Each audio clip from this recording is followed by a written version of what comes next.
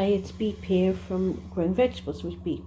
I want to show you a simple way to make a little watering can to water your small plants or seedlings that you've planted.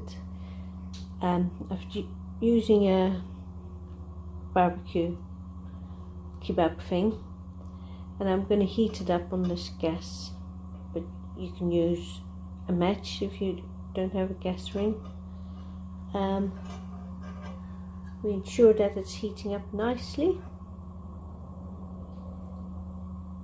because one of the things is that as gardeners we tend to overwater our seedlings and seeds, and they really don't need that much water. So the ordinary watering can is not great for it because they just overwater. Can you see it's nice and hot? So I'll turn off my gas. Here's my, you can see, yeah.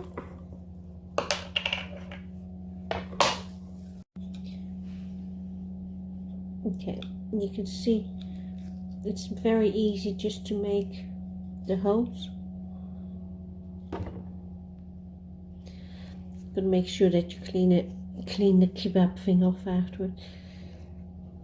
So here's my 5 holes. Here are some plants and seedlings being planted.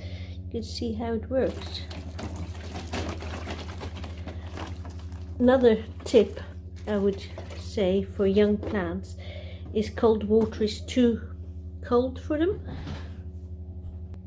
So I've added warm water to this cold water because I feel that young plants are like babies, and they, we wouldn't wash a baby in cold water. So that's my recommendation. Try warm, not hot, boiling or anything. This is cold water with some boiled water in it, and that's what I use. And I used an old milk bottle, so made the holes in it. You can make fewer holes. You can make ones with different sized holes. I used a knife on this one and it does work, but it's more a slit than a hole. The hole could be smaller than this one, but that's all I have got. But see what you've got at home. Tell me what you use.